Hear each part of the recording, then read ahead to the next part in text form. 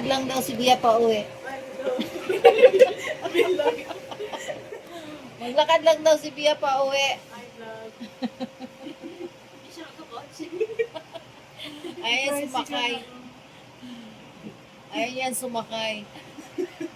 Nano na siya sa Canada, nagsawa na siya ng kasasakay. Lalakad din ako. Kahit ito maglalakad na lang siya. This way mo. Ha? This way?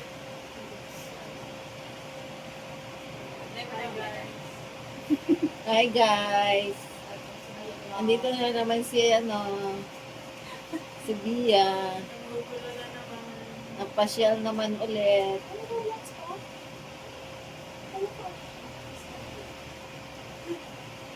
Hindi mo natin makontak mama mo, hindi mo naka-online. Saan niyo po ito? Ha? Saan niyo po? Hi, ma. Hi Margs.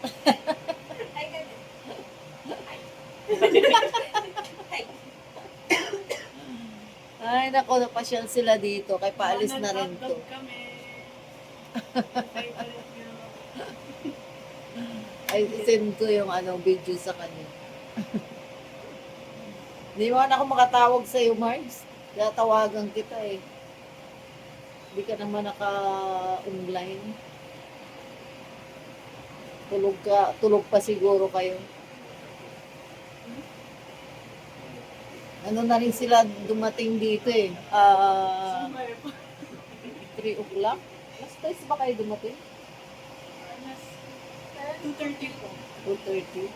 O nga, kasi sabi ko, akala ko ba alauna to si ano? Sabi ko, alauna dadating to, bakit wala pa? Nakatulog po ako. Ay, nakatulog ka? Muntik na nga kitang tawagan eh. Ay, saan na ba ito kakang doon? Oh, Ayaw kumain. Sobrang kasi nakatulog ako. baka nagdaday. Kasi, Baka may boyfriend na to kaya nagdaday. ano?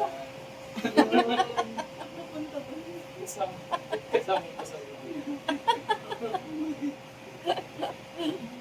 Bakit? Ano masama mag-boyfriend ka? Dalaga ka naman. Wala naman po eh.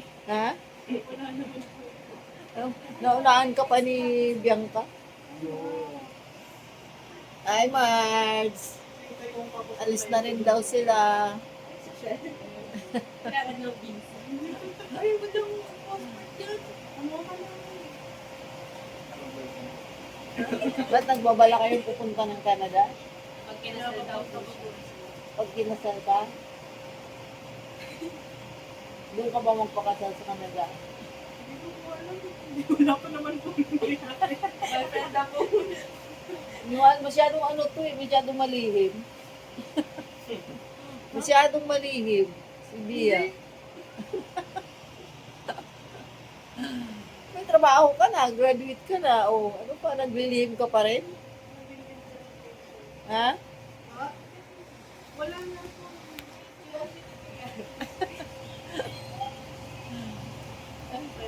Ba't wala bang kulang sa boys sa Canada? Si Bianca nga may boyfriend, ikaw pa walang boyfriend. Nagwo-work ka naman, exposed ka naman. Wala nga po.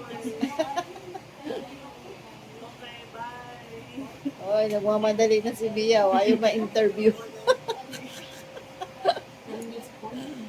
Ayaw ma-interview.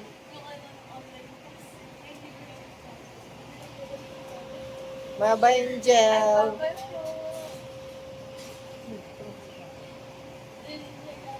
Bye. Pauwi na yung aking mga aking bisita. Yan yung aking apong pangalawa sa panganay. Si Bia. Bye.